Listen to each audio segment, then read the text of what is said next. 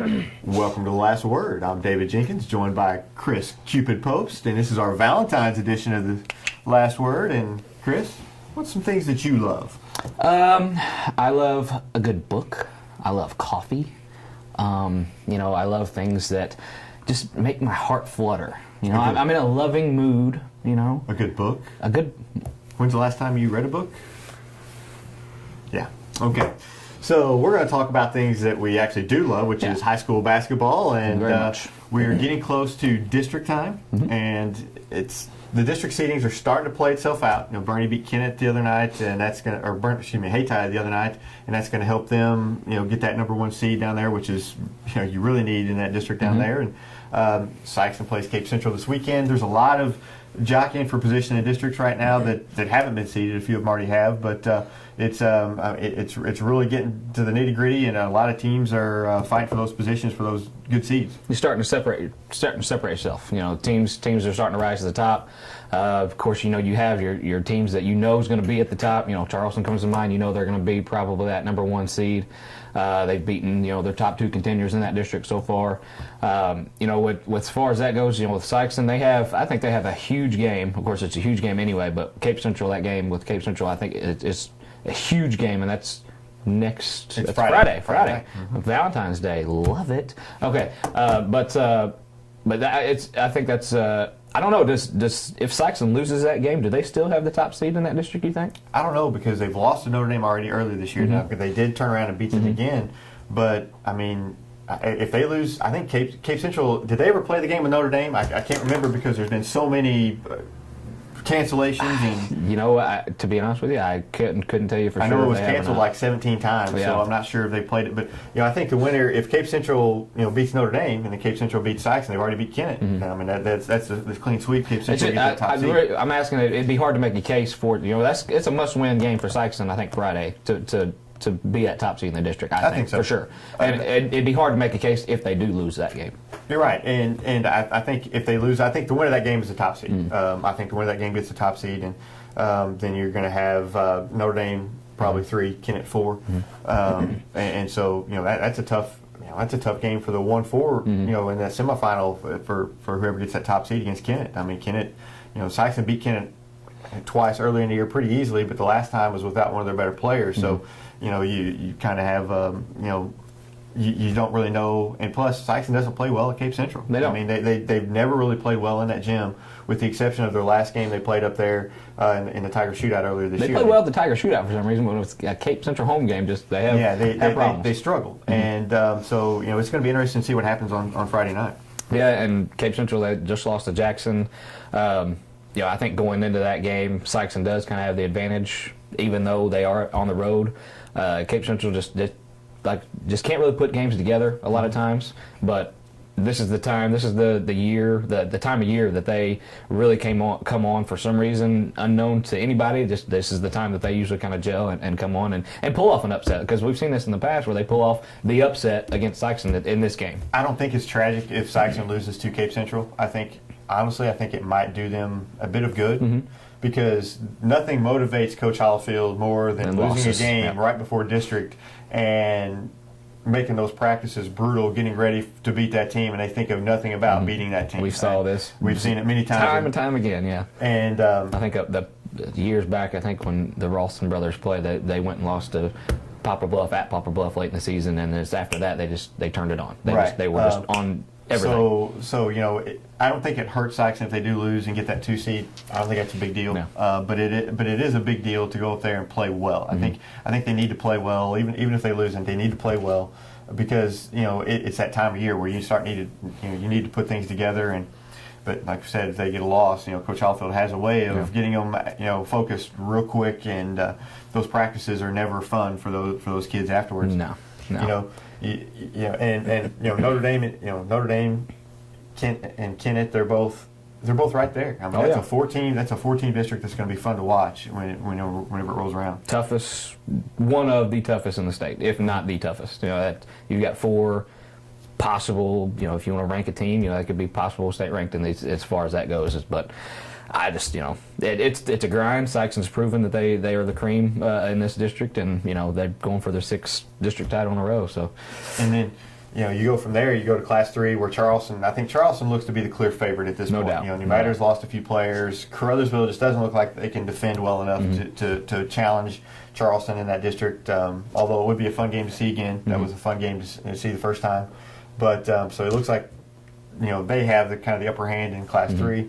But you go to Class 2, where anybody can win it again. Bernie has beaten Hayti twice now, so they should get to the top seed down there. But it's anybody's game with Hayti, South Pemiscot, and Bernie. Those three are just tough teams. Holcomb's not a bad team either. So I mean, you've got. I mean, that's another tough district. Holcomb played Caruthersville closely earlier in the season, and that's kind of that might be just because Caruthersville just lacks a little bit on the defensive side. But that's another game. Sykeston picked up Caruthersville later this season, and they're going to be playing at Caruthersville. That could be a very exciting back and forth game. Yeah, you never know what you're going to get when you're playing Caruthersville. Caruthersville is a tough place to play. I think it's a great game for Sykeston. Right, and Sykeston go down there. They'll play a different style than they've really seen. That's a team that's going to snowbird. That game could be. Sykeston may score 110 points in that game. Different style, different atmosphere. They're not used to playing in those small gyms. I'm not. Caruthersville's not the biggest gym, but people are right on top of you, and they're not really used to that as far as that goes. Sykeston press may be even more potent. In there, but they may score 110 or more points. They're going to score a lot. They're going to score, and a lot of it's going to be layups. Yeah, just make sure you got somebody to rub your neck because you'll be going like this all game. The officials who have to do that game, they need double the pay. But like you said, Holcomb played Caruthersville close in Class 2. So you look at Class 2 and you're like, well, Bernie should be the favorite to come out of this area in Class 2 just because they've beaten Oran, they've beaten Hayti, but it's there's some very good Class 2 teams. I see Class 2 kind of getting frowned upon a little bit because it's Class 2, but there's some very good teams, and it doesn't help that Bernie went up and had it handed to him by Notre Dame, but there's different styles of basketball, different sizes, and Bernie just had a bad night, and they doesn't Bernie have a few guys out or did have or injury? They're getting all of them back. Kirkpatrick's their last one to get back. They got him back last night against Hayti, and so they're back to full force. Although Kirkpatrick with that knee injury is probably going to take a while for him to get back, but it gives them another shooter, and he's probably their best 3-point shooter from what I remember of last year, and it's just going to make them that much better. But the reason I like them is they defend. No doubt. They're going to be able to defend any team they play, and they're going to stay in the game. They're not going to get blown out of a game, I wouldn't imagine, and just because they can play that good defense. And so, I think Bernie's a favorite in Class 2. And then you go to Class 1. I don't know if you've heard this before, but Scott County Central is probably the favorite. That's small school? Yeah, that little dinky school about 10 miles down the road. Those poor guys. They just can't really win the big one, can they? They're once again, I think as you're happy to hear, I think they're one of the favorites. Although Oak Ridge, I think, played them kind of close the other night. That was a little bit of an anomaly.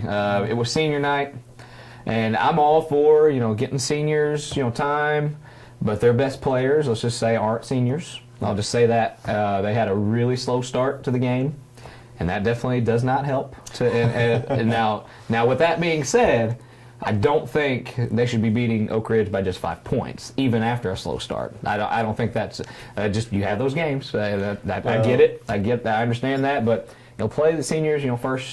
First couple series, and then start get them out. Well, Oak Ridge is not they're not an awful team. They're not, but they're not the Oak Ridge of years past. I'm not saying that they were ever juggernauts before, but I'm saying they were a little bit more potent a couple years ago.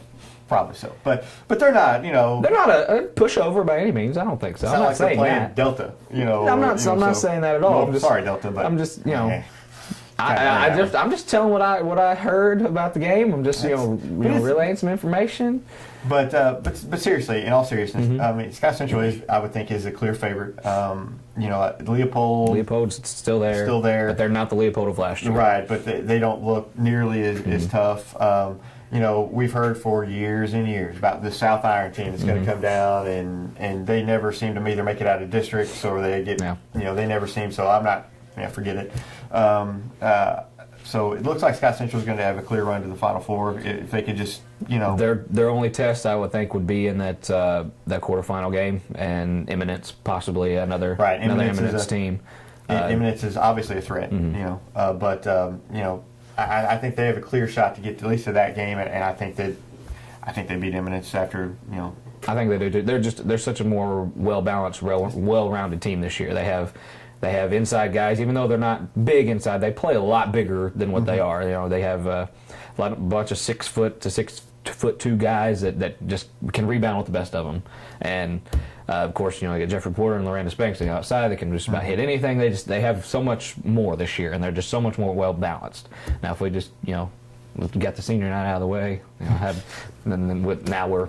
Here we go. It seems too soon to be having these senior nights. I'm all for senior nights. I love, they give, 4 years, 3 years, whatever, to the program, give them a little recognition. But, senior night and just, I guess I might see too many of them. I don't know. I don't really get the significance of a senior night. I don't get the significance of senior night and homecoming, but that's just because we see so many. I guess I'm just numb to it. All. I'm numb to it. It just makes my night just that much longer. But hey, I love seniors, love it, love give them flowers, give them candies, put up a video of them, love it. There's no worse feeling in the world than walking into a gym and finding out it's homecoming because balloons everywhere. That's terrible. It's just like someone just punched me in the face. But it's a monumental time. I love it's love. But they have one Valentine's Day. We go to 4 or 5 a year. Seems like that's true. So Valentine's Day. I'm sure that if anybody who's watching the show and still watching, I'm sure they are just diehard fans. They're going to be at a game on Friday night, so they're going to be in the doghouse with us. What big Valentine night plans with basketball? Where are you going to be? Friday, I don't think I'm going to go to a game Friday, to be honest with you. It's Saturday was where I'm going. I'm celebrating. I see this. Men out there, never celebrate Valentine's Day on Valentine's Day. Make it either before or after. What I'm doing is I'm making my Valentine's Day sports plans after, on Saturday. Jackson, Charleston. Biggest game of the year for exactly. That will this probably is the decide game of the year conference. right here. Game of the year. No district affiliation. No nothing that can involves postseason runs. But this game right here could vault someone into a extremely deep playoff run. I think I'm gonna put that. I mean, this is a big game. It's a really big game. I think. You got two of the top teams. Obviously, it's gonna be. I think it's going to decide the SEMO conference, and it's going to be Jackson over Charleston. Give Charleston a little bit of I'm gonna say motivation. Charleston. You're supposed to motivate them. I'm motivating them right now. Motivate them. You better win. That's what I'm saying. Because I pick you. That's your motivation right here. We want Charleston to win, so I'm saying, no, Charleston, you can't win. You can't win. I don't think you can win that game. I've actually heard a lot of people, non-Charleston fans, root for Jackson around this area. Like some Sykeston fans, they're going to root for Jackson in this game. This fan's going to root for Charleston because I don't get it. I like Charleston. Charleston's 20 minutes from here, and I'm going to say you can't win. You can't win Charleston. You just can't do it.